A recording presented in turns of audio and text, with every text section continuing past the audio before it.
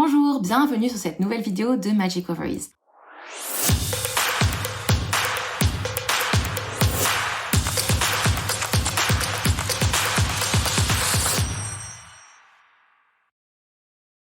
Aujourd'hui, nous allons parler d'avortement avec Jutta Pliefke, une gynécologue qui travaille au sein de Pro Familia. C'est la plus grosse organisation non gouvernementale allemande qui travaille sur la santé de la reproduction, la santé menstruelle et l'éducation sexuelle. Comme il s'agit de la première vidéo après les grandes vacances d'été, je me permets de vous partager quelques actus. Déjà, merci infiniment pour votre soutien. Mon compte TikTok a passé la barre des 100 000 abonnés. On est aujourd'hui aussi plus de 500 sur mon compte francophone Instagram magicovaries_fr. Et ici sur YouTube, on a passé également la barre des 300 abonnés, donc merci beaucoup pour votre soutien. Énorme actu, j'ai sorti cette petite beauté, l'ultime agenda menstruel. C'est un agenda qui vous permet de suivre votre cycle grâce à l'observation de la glaire cervicale et du suivi de la température basale du corps. Ce petit agenda, il peut contenir plus de 4 ans de suivi de cycle. Il est dispo sur mon site magicovaries.com et il coûte 29,90 €. C'est bon, j'ai terminé de parler, maintenant je laisse place à la vidéo. Juste petite info, elle a été réalisée en anglais, mais elle est sous-titrée en français.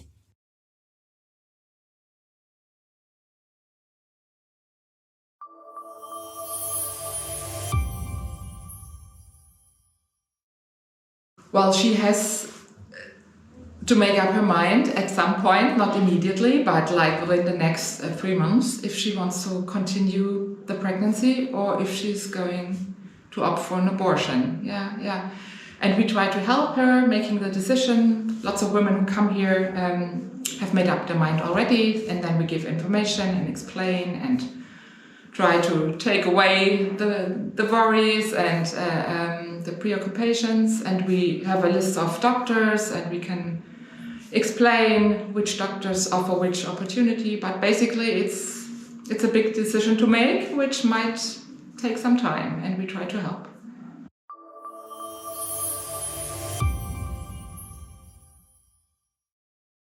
Once the woman has made up her mind, or is as clear as she can be about not continuing the pregnancy, depending on the length of pregnancy, she has 2 options. She can either go for a so-called medical abortion, which means taking pills, which will eventually make the bleeding, which is very much like a sort of delayed menstruation come, or she can choose to have an operation. And if the pregnancy is more than 9 weeks, calculating the German way, which might be a little confusing because the German way is calculating the length of pregnancy starting with the first day of the last menstruation, and the pregnancy starts 2 weeks later. So it's either 7 weeks counting from the actual start of the pregnancy or 9 weeks like the German calculation. And if it's more than that, then it has to be an operation, which is no problem really.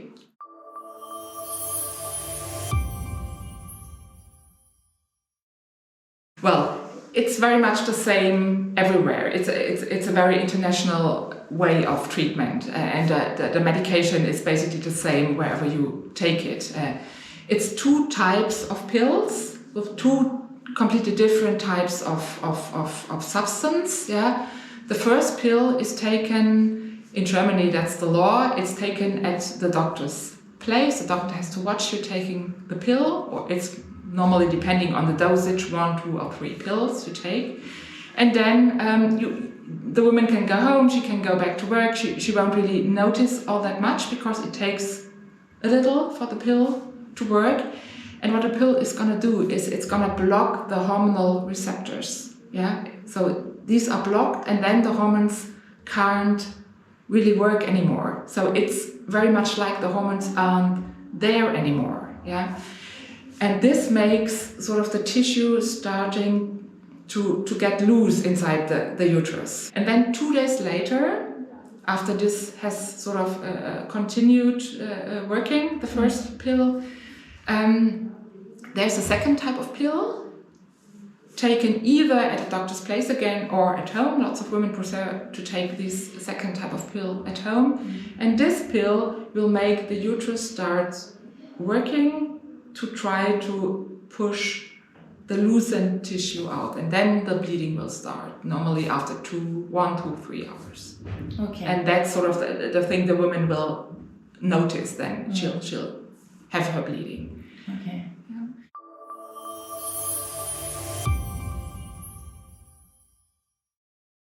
No, it's nothing that's naturally produced, and it's sort of the medication that's really gonna sort of do the abortion itself. Yeah, the second pill is sort of helping along, yeah, because we want the woman to have this bleeding in a sort of controlled way.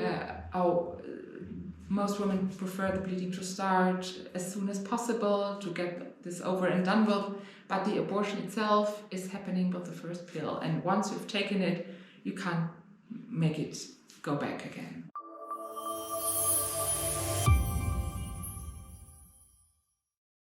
This depends on the length of pregnancy, and it also very much depends on the situation, on the person. It's not the same for everybody. Yeah, but as the tissue has been building up longer, yeah,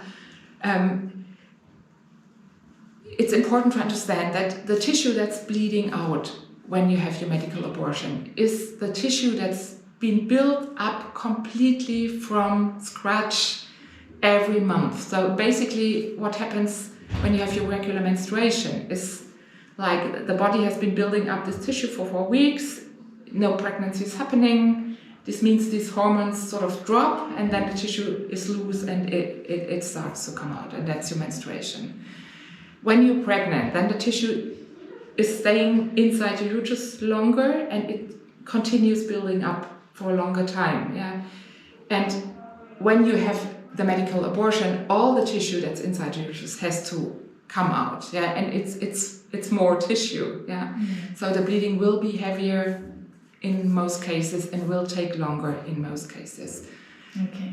And we talk to, or women come and talk to me, and some say, well, I had a bleeding that was very much like my menstruation, really no problem whatsoever. Yeah, and then there's women who say, oh, my bleeding was so heavy and so long.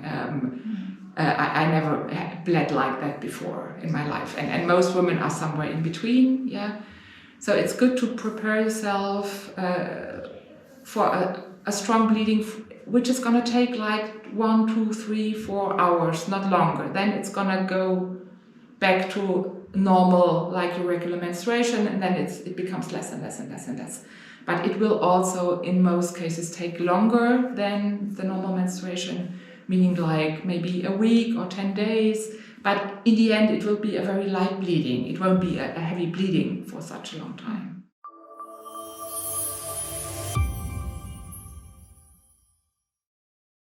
No. In most cases, there's no embryo yet. The embryo starts developing in the 7th week of pregnancy. It's not there before because the body has to prepare before.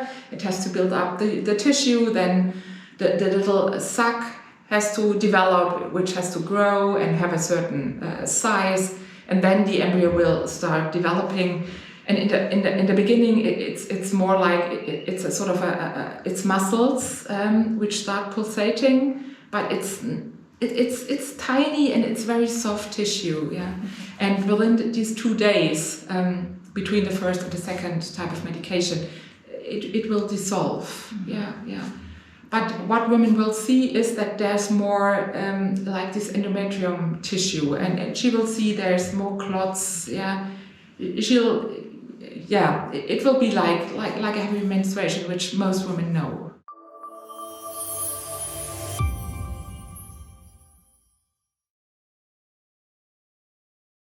Well, we always offer women to come back here if they feel like they need a place to talk about it. They feel like that this decision they've made, or the process, or things that happened afterwards, like I don't know, whatever happens in the partnership or in life, is more.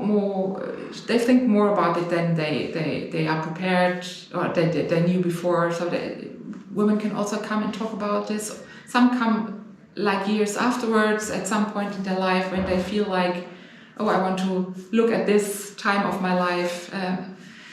But most women don't come back. And most women come back here for other reasons, or they come back because, I don't know, they're pregnant and want to talk about methods of other issues in pregnancy. And most women say, well, of course, it's not an abortion, it's something very special in my life. Of course, I'm not going to ever forget this happening, but it's not something that's really sort of very difficult for me. Yeah, and it makes me able to lead my life in a way I chose. Yeah, and some women say, oh, to make this decision about myself made me stronger, or might be clearer about what I want to do and how my life should be. Yeah. And we have huge studies on this, because abortion is a very, very frequent procedure. It's the most frequent gynecological procedure in Germany, in most other countries.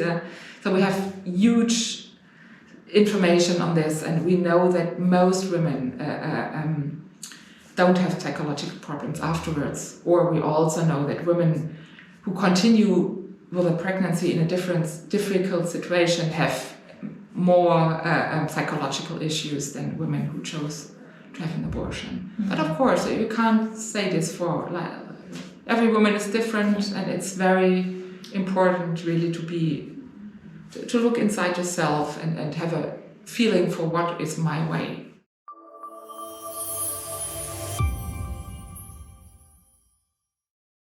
Right, the second type of abortion is the operation. That's important to know. It's a very small operation, it's a very safe operation.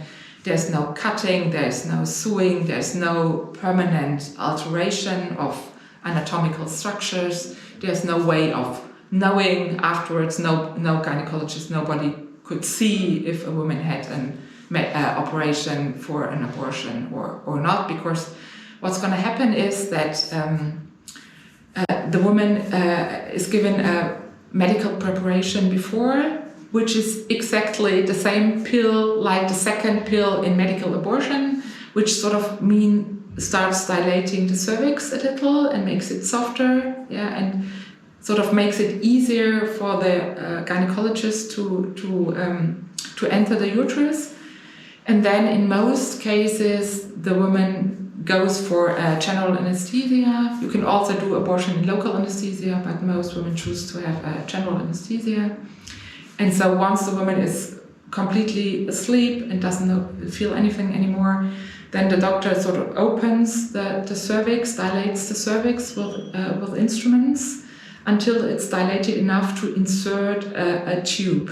It's a very soft material tube, and this tube does what sort of the body does itself when you have a medical abortion.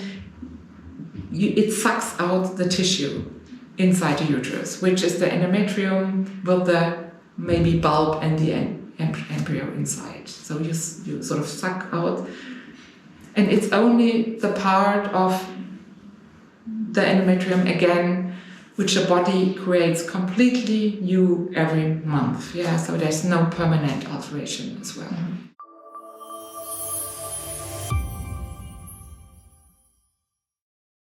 The curettage is sort of the old-fashioned method, and WHO and all sort of gynecological societies are very clear that that's not the method of choice. Yeah, the method of choice is the suction, because the curettage has a lot more risk of harming the tissue inside the uterus. But Germany is old-fashioned in this way, and there's still places where people, especially in hospitals, for instance, where they don't have the sort of the suction things, or some doctors, or I don't know, still use the curettage. So it might be a very good idea for any woman who goes for an operation to ask exactly how is this going to be done. Yeah, and okay. I really want to have the suction. Yeah. Okay. And then if that's not possible at this place, then go and look for somebody else. Yeah.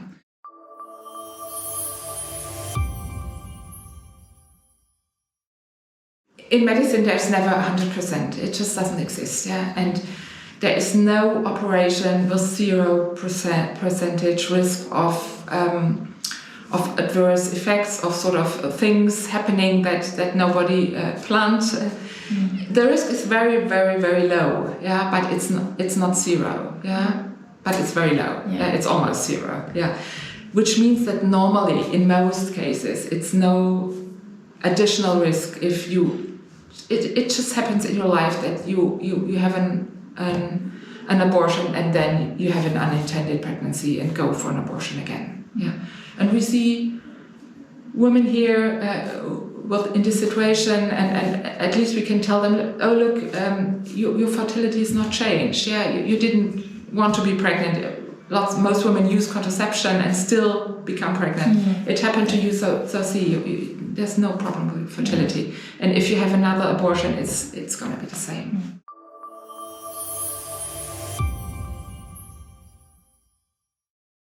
Well, we talk about this.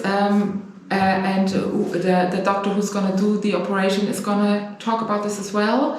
And there is sort of a legal situation that a woman has to read certain information and has to sign that to say, oh, I know I choose to do this. I know the doctor had told me about possible problems.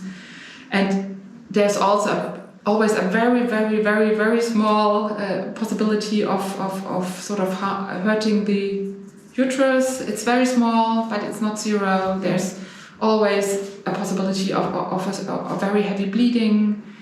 When you have an operation, there's always a small possibility of an infection. And of course, you have the anesthesia, so the anesthesiologist is going to talk to you as well. It's an abortion is a very short and medically speaking, very, very small procedure. So also the anesthesia can be very shallow, very short. Yeah. So the risks are very, very small. But of course, you always have the possibility of an allergy happening, of whatever happening. Yeah, it's never zero. But what's the option? Yeah, when you stay pregnant, the risk is so much higher for everything. Yeah. There's no when you're pregnant and you need to give birth, yeah, you have a lot of risks for things to happen.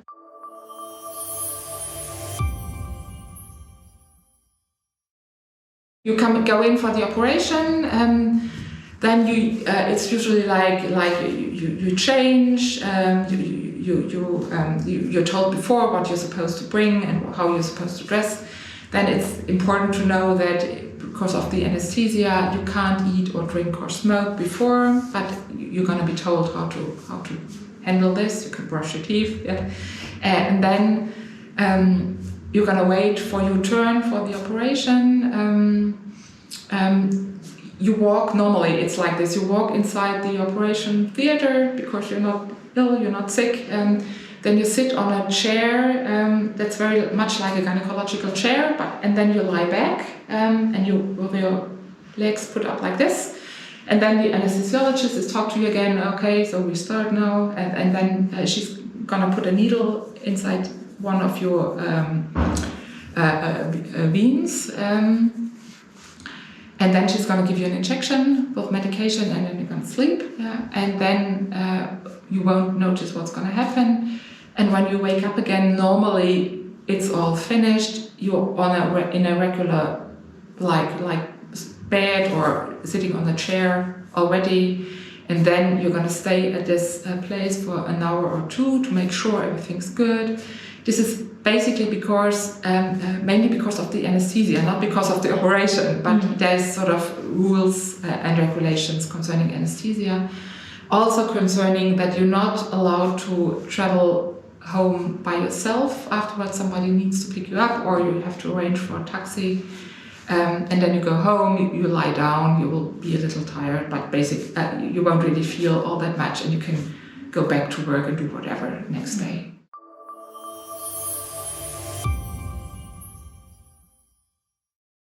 You can do this until, after this German way of calculation, until 14 weeks, which means 12 weeks of pregnancy. And then that's German law, which we hope is going to change, but not now, not already. And then this option is called option after counseling. Yeah, it's still illegal. It's in Strafgesetzbuch, in penalty law, which means it's illegal for the doctor who's going to do the abortion, never for the pregnant woman. Yeah, she doesn't have any problems, but the doctor has to make sure there are certain regulations and everything is covered. Yeah, so the woman has to go to an official counseling center like Pro Familia and talk to an official a counseling person who has a certain kind of training. There's no real regulations about how this is going to take place, and we say the moment sort of the person has sort of entered this room or talked to somebody, said hello on the phone, or I saw her via video, that's okay. But in most cases, it's a longer conversation, because we also try to make sure that the person has all the information she needs. She knows who to go to. She knows about financing, and she can talk about her fears or her whatever she's worried about if she wants to. Yeah, and then she gets a certain piece of paper called Beratungsschein with a signature and stamp from the counseling center, and there's the name of the person and the date of the counseling, because that's the second regulation. After the counseling, the doctor can do the abortion after 3 days. Yeah, so the doctor has to check the date and make sure there's 3 days between the counseling and the abortion itself. Okay. And this possibility goes until 14 weeks or 12 weeks actual pregnancy. And then it's from one day to the next, it's over.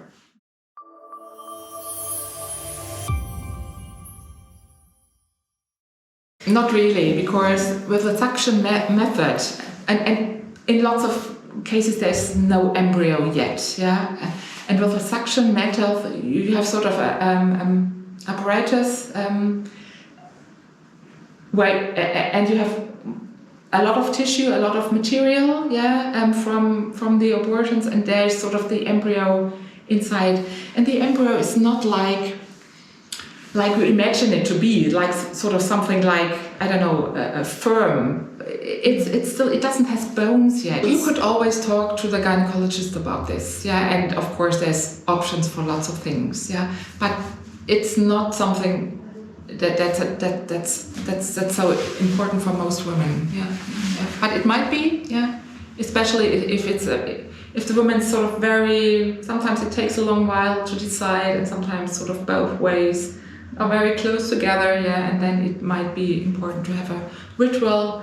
And we always talk to women and say, well, you can say goodbye to this pregnancy in a sort of loving way, yeah. It doesn't have to be the idea of something so cruel or brutal. You could just, you never wanted anything bad to happen to this pregnancy. You don't, yeah. You can love it. You can be happy to be pregnant. Yeah, you can be proud. You can be lots of things and still choose to have an abortion. And then you can sort of have the idea of saying goodbye in a loving way, yeah. Yeah, and some women say, okay, I need some. For instance, also it's the same when women have taken the second medication for medical abortion, and then the bleeding will come and the tissue will go away from them. Yeah, some women say, well, I want to have a candle, or I want a picture of a person I love, or I want to listen to a special song, or sort of, and I want to cry and be sad about this, knowing that that's just the right choice for me. But still, yeah, it can be very sad. Yeah.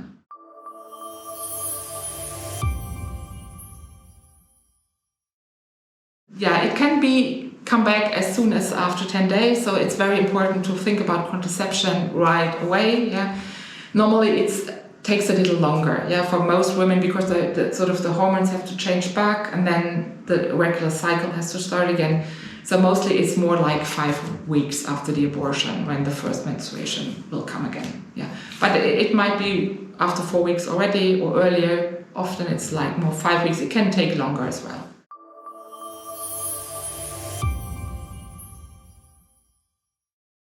What we know is that unplanned pregnancies happen to all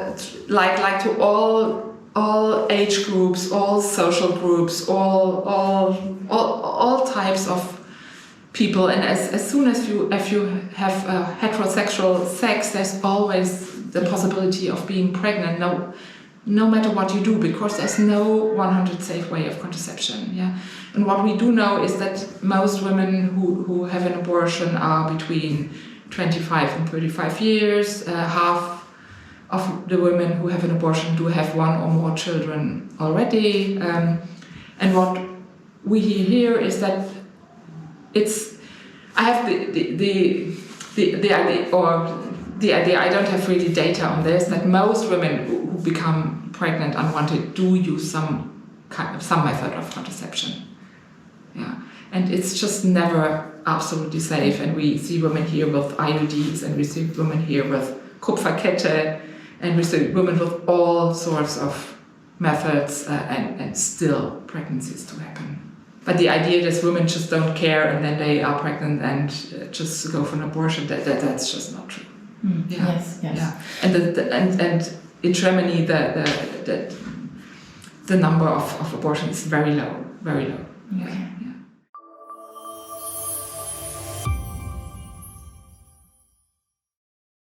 Well, Pro Familia is the biggest NGO working on reproductive health in Germany.